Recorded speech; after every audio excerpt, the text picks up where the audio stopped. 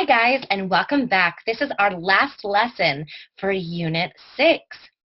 The weekly concept for today is funny times, and we're going to be talking about what makes you laugh. Let's laugh. So today is a poetry lesson. Lots of things make you laugh. Jokes, funny stories, silly pictures. Just look at these pink pigs. Aren't they funny? Laughing makes you feel good, and having a good sense of humor is important. Laughing helps you share feelings with your friends. Now, I'm sure that all of you guys like to laugh, and me too. Laughing is so important because it makes you happy and it connects you with other people. So it's always a good time to find things that make you laugh. Now, let's start with our vocabulary words for this week. Our first word is entertainment.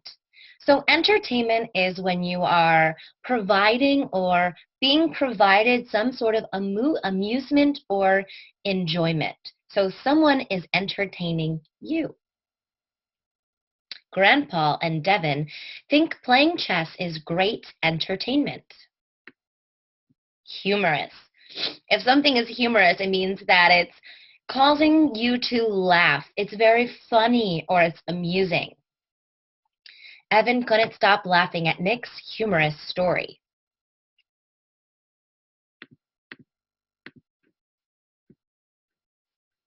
Ridiculous. Ridiculous is when, oh goodness, it's kind of absurd. It is making you want to mock it. It's just crazy. Jess wore a ridiculous clown nose and made his friends giggle. Slithered. So slithered is when you are moving smoothly over a surface and it has like a twisting motion. The long, thin snake slithered across the floor.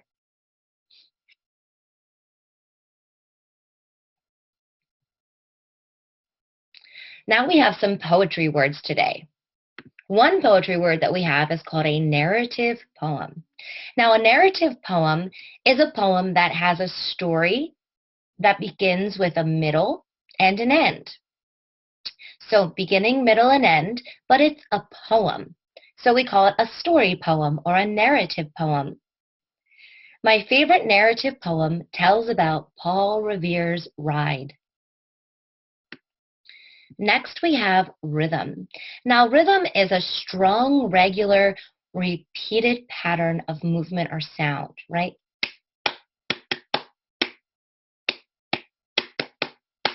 Rhythm.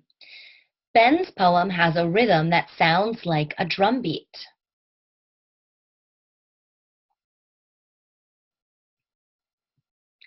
Next, we have rhyme. So a rhyme is when two sounds have the same ending words, okay? And they are usually used at the end of a line in poetry.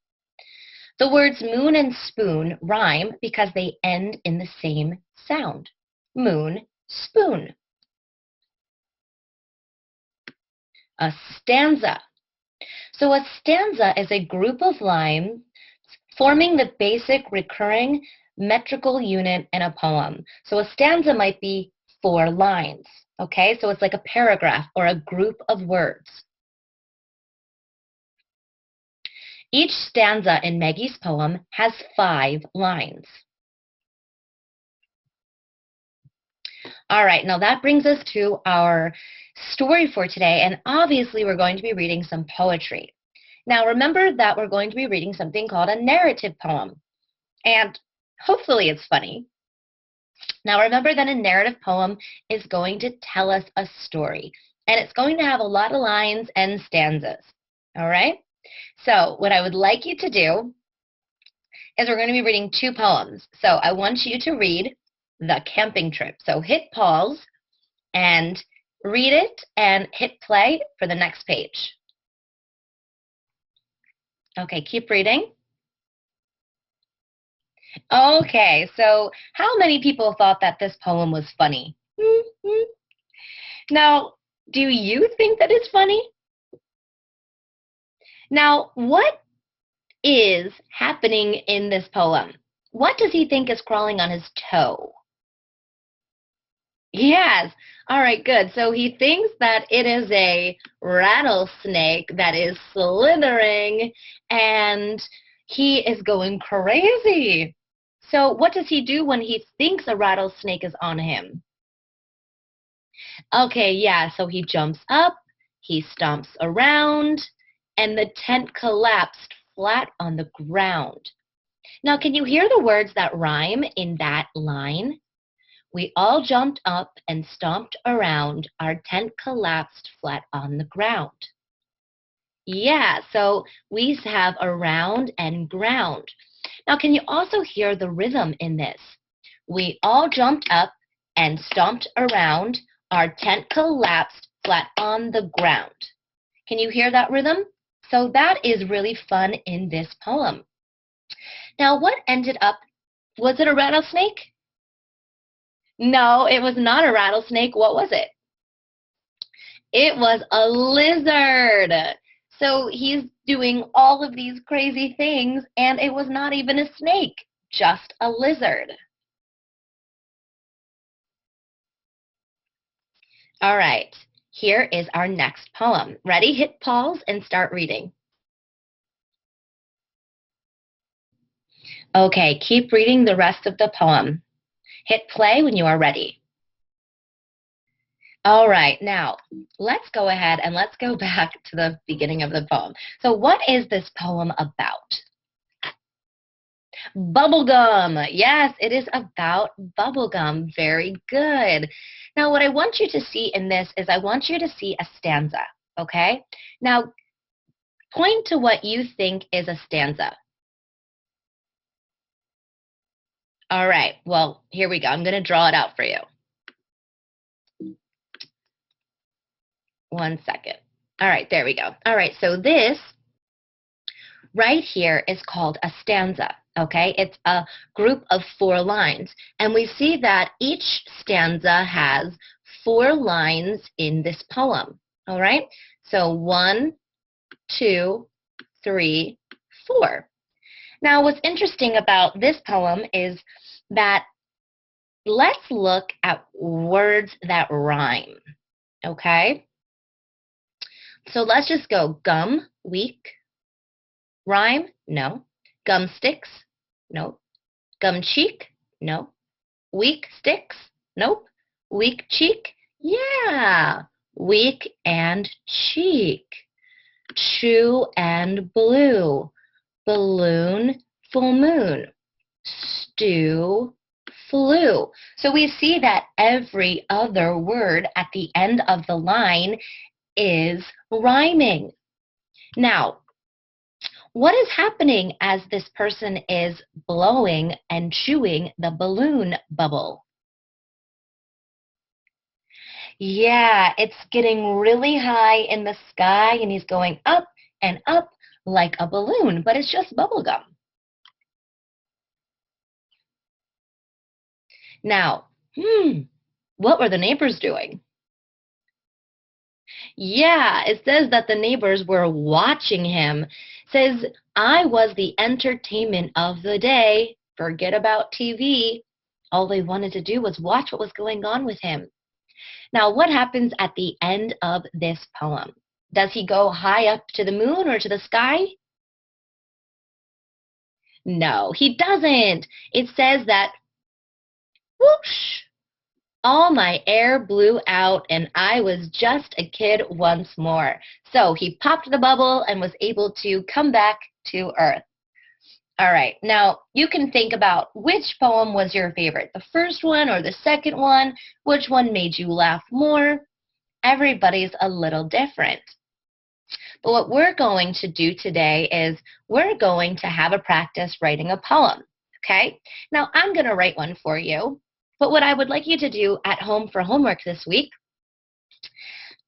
is to practice some rhyming, practice some rhythm, practice using your words to write a poem.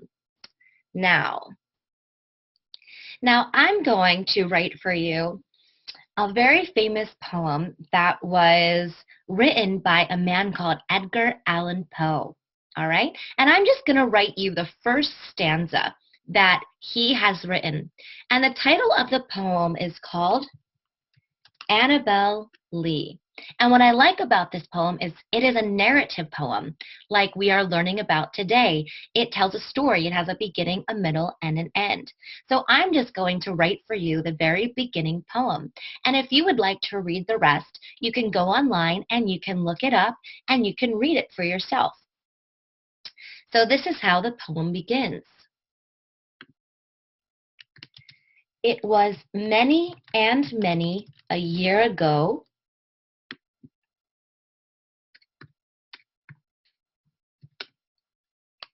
in a kingdom by the sea, that a maiden there lived whom you may know by the name of Annabel Lee. And this maiden, she lived with no other thought than to love and be loved by me. Now, we can see that this is a stanza with quite a lot of lines. And we see that it has a lot of rhyming, and it also has some rhythm. When you read the poem, it almost sounds like a song. It was many and many a year ago, in a kingdom by the sea, that a maiden there lived whom you may know by the name of Annabel Lee. And this maiden, she lived with no other thought than to love and be loved by me. Now, this is a little different because the rhyming takes place see, Lee, and me. This is really every other line, but it's a pretty big stanza. Now, for homework this week, I want you to go and I want you to practice doing some rhyming, doing some poetry, and I'm sure that you can come up with something fun and creative. Now, let's go ahead and let's work on our vocabulary words. And what we want to do is we want to use a word from the box to answer the question, and then we want to use it in a sentence. So question number 1, what does a performer provide? What answer do you think we should give? Entertainment. Very good. And we could say the performer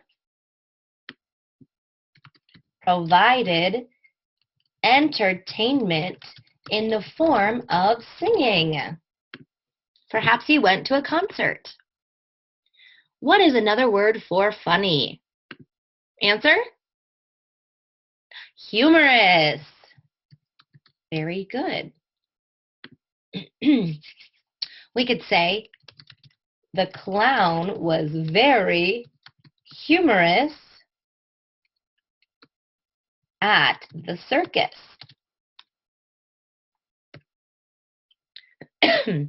And number 3, what did the snake do as it moved through the grass? Answer? Slithered. So we could say the snake slithered through the grass. Very good. All right. Now today we're going to be talking about something called a preposition. Now a preposition is a word that shows a relationship between a noun or a pronoun and another word in the sentence. Okay, for example, some prepositions that are commonly used are this big list right here. We have in, on, at, over, under, to, from, for, with, by, of, into, before, after, and during. Now, the noun or the pronoun that follows a preposition is called the object of the preposition. Okay? Now, a preposition is telling us where something is, a location, or how it is. So, for example, let's look at number 1. We want to try to find the preposition in this sentence. My dad brought home plans for a picnic table. Well, if I look at my list, maybe I can try to find some of the common prepositions. So which word do you think is our preposition? Yes, so we have for, F-O-R. Number 2, we will build it in the backyard. Which word is the preposition in this sentence? Very good. In. And what we want to do is let's take a look, because it tells us that the nouns or the pronoun that follows the preposition is called the object of the preposition. So it is in the backyard would be the object of the preposition. Number 3. First, we will drive to John's lumber yard and buy the wood. Now, which word should we underline? Very good. 2. And what is the object of the preposition? John's lumber yard. To John's lumber yard. Number 3. It is across town. What do you think? All right, now this one isn't on our list, so maybe it would have been a little difficult, but this is going to be across. And where across? The object of the preposition is across town. All right? So it's showing us where something is. Now, a prepositional phrase is a group of words that includes a preposition, the object of the preposition, and any words that are in between. Okay? So, we could have at the beach, by the tree. This is called a prepositional phrase. When a pronoun follows a preposition, it should be an object pronoun, such as me, you, him, her, it, us, and them. Now what we're going to do is we're going to underline the prepositional phrase in this sentence. Number 1, last weekend, Uncle Dan and I went on a hike. All right, so let's look for our preposition. So I think our preposition is on. And what is the noun following on? A hike. So our prepositional phrase is on a hike. Number 2, a few years ago, Uncle Dan hiked across the country. Where is our preposition? Across. And what is the noun that follows it? The country. Across the country is the prepositional phrase. Number 3, he took photographs along the way. Where is our preposition? Along. And the way is what follows. So along the way is our prepositional phrase. Number 4, his photos were made into a book. What is our prepositional phrase? Into a book is our prepositional phrase. Very good job. All right, now that brings us up to our draft model today. Now, all that we want to do for our draft model is revise by adding some more precise words that help make the paragraph more interesting to read. Okay? Clowns make me laugh. I like going to the circus. It is funny when lots of clowns get out of a car. One clown is always in the park. He makes balloon animals for all the kids. All right, so what words could we use to make this a little bit more clear for the reader? Well, one word that I see is lots. Lots of clowns. This isn't very specific. We could make this more precise. Also, clowns make me laugh. Well, what type of clowns make her laugh? Funny clowns, scary clowns, circus clowns? Balloon animals. Well, what kind of balloon animals? Elephants, tigers, cats, dogs? We could be more precise in what we write here. Number 2, what precise words would help readers visualize the clowns, the car, and the park? Ooh, well, what kind of park are we going to? Is it a green park? An outside park? Is the car big, small, red, brown? All right, so I think you kind of understand my idea. So this is what we're going for. We want to add more details to make this a lot more interesting to read, okay? So we can do this many different ways. So let's strap in and let's give it a try. We're going to start with